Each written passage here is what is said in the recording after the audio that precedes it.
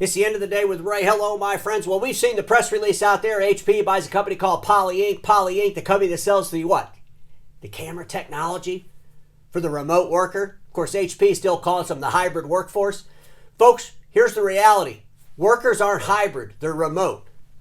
Remember the video I did and I said, quit saying the word hybrid. That just means you're not committed, that the world's moving to a remote workforce, so we have to call it this hybrid workforce.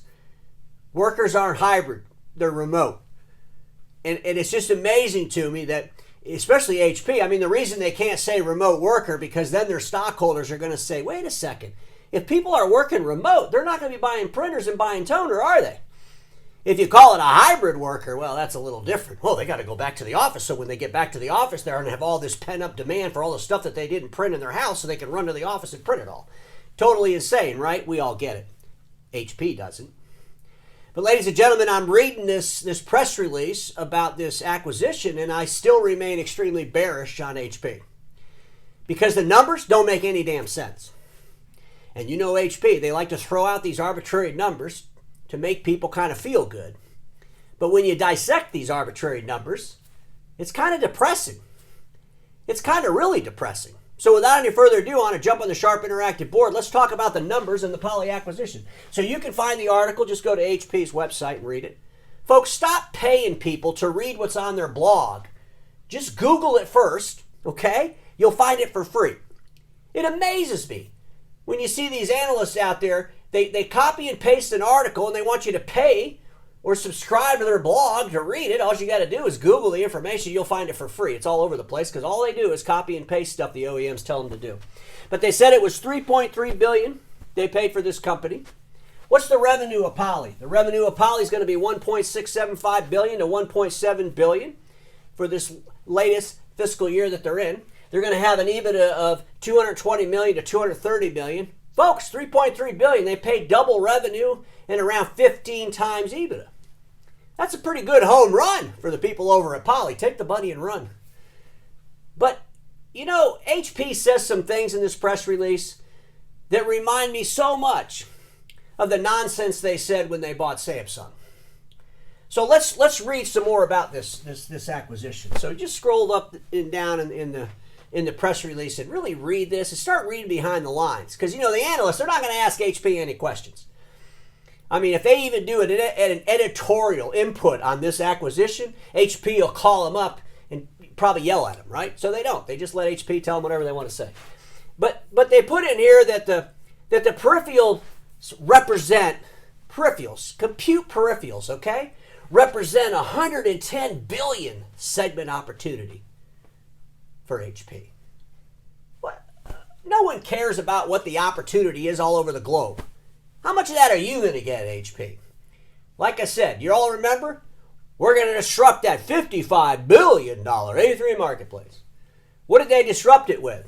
The $1 billion worth of equipment they bought from Samsung? I mean, folks, wouldn't you like to know what the same store sales were for the Samsung acquisition? What, 5-6 years later? Wouldn't it be nice to know that? They'll probably never tell you that.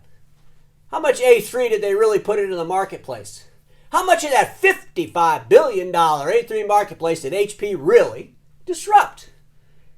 I'm venturing to say very, very little. I'll tell you what they did disrupt in that A3 marketplace. They disrupted all the resellers and all the dealers that live in that A3 marketplace.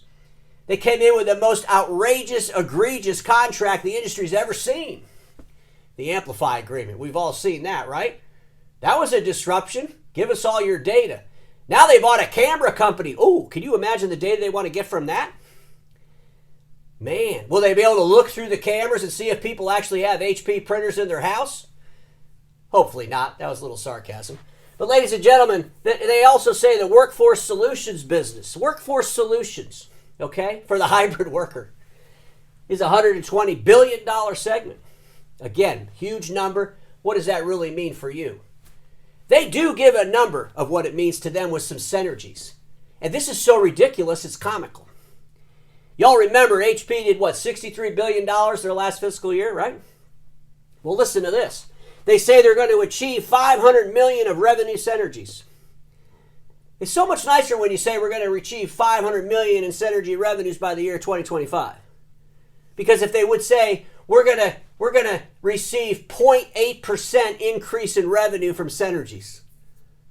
Because 500 million, folks, that's not even 1% of their total revenue over at HP.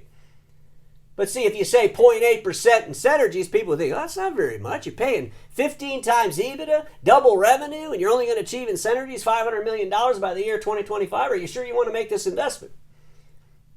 Are you sure you don't want to, go buy some software companies?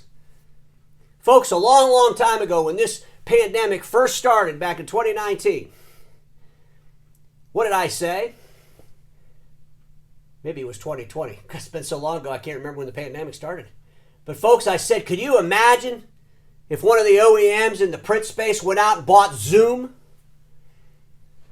That would be powerful. It's not about the camera. It's about the software. It's about the solutions around the software. So, ladies and gentlemen, do we really believe that in the very near future, we're going to need separate cameras, or will the cameras just come in the devices we already use like they do now? They'll just be better. Hell, I filmed the end of the day with Ray off the camera in my iPhone 12. There's a camera in my Mac. There's a camera in all the computers out there, isn't there? All the notebooks, all the iPads, all the Android products, right? They all have cameras. The camera technology is getting awesome. Do we really believe that we're going to be putting all these cameras in people's houses? Are the cameras going to be part of the Amplify agreement, so now dealers have to tell HP where the cameras are going to the address of the homeowner? Oh boy, talk about getting some data.